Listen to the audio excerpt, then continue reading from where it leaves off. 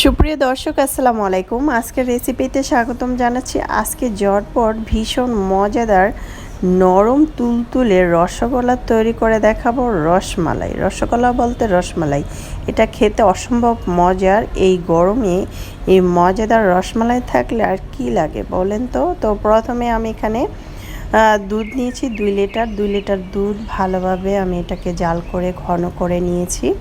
তারপরে আমি এই দুধের মধ্যে দিয়ে দিব হচ্ছে ভিনেগার, সিরকা যেটাকে বলে। আমি 1 টেবিল চামচ নিয়েছি আর 1 টেবিল চামচ পানির সাথে মিক্স করে নিয়েছি। এখন আমি ওইটা দেওয়ার পরে অল্প অল্প করে দিব আর নেড়ে চেড়ে দিব। দেওয়ার পরে দেখতে পাচ্ছেন ছানাটা হয়ে গিয়েছে অলরেডি।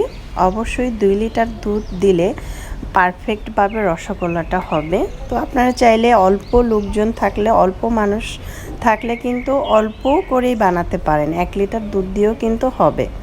এখন আমি এটা ছানা করে একটা পাতলা কাপড়ে ছেঁকে নিচ্ছি আর ঠান্ডা পানি দিয়ে আমি এটাকে ধুয়ে নিচ্ছি। ধুয়ে তারপরে এটাকে ভালোভাবে চিপে নিয়েছি যাতে কোনো পরিমাণ পানি না থাকে। প্রায় আধ ঘন্টার মতো রেখেছিলাম। এই তো এখন আমি একটি বাটিতে সুন্দরভাবে মেখে নিচ্ছি যাতে ভালোভাবে মাখার পরে এটা কোনো পরিমাণ ছানা ছানা অবস্থায় না থাকে। এটাকে ভালোভাবে মেখে তারপরে আমি হাতের মধ্যে তেল অথবা ঘি মেখে নিতে পারেন। আমি সামান্য তেল মেখে নিয়েছি। ঘি মেখে নিলে খুব সুন্দর একটি ফ্লেভার আসবে। অল্প সামান্য নিয়ে তারপরে এভাবে গোল করে এটাকে বানাতে হবে। আমি এভাবে করে অনেকগুলো বানিয়েছি, দেখতে পাচ্ছেন প্রায় 14 থেকে 15টা, প্রায় 20টার মতো হবে।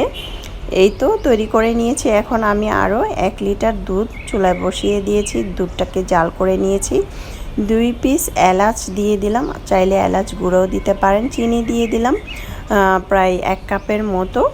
চিনিটা দিয়ে সুন্দরভাবে এখন আমি এটাকে জাল করে নিব। দেখতে পাচ্ছেন আমি কিন্তু খুব ঘন করে এটাকে জাল করে নিয়েছি।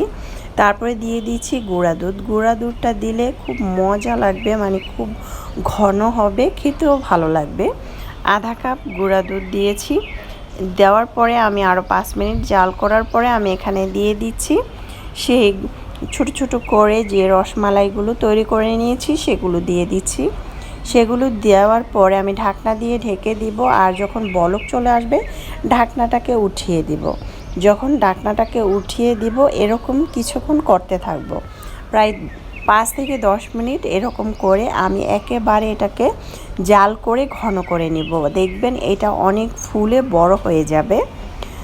যখন বড় হয়ে যাবে তখনই ভাবতে হবে যে এটা আমার তৈরি হয়ে গিয়েছে। দেখতে পাচ্ছেন কতটা বড় বড় হয়েছে আর এপাশ ওপাশ করে ফুলে ফুলে উঠছে। এই তো এখন আমি চুলার আঁচটা বন্ধ করে দিয়েছি। দেখতে পাচ্ছেন আপনারা চাইলে জলটা আরও শুকিয়ে নিতে পারেন, চাইলে ট্রাই করতে পারেন। আল্লাহ।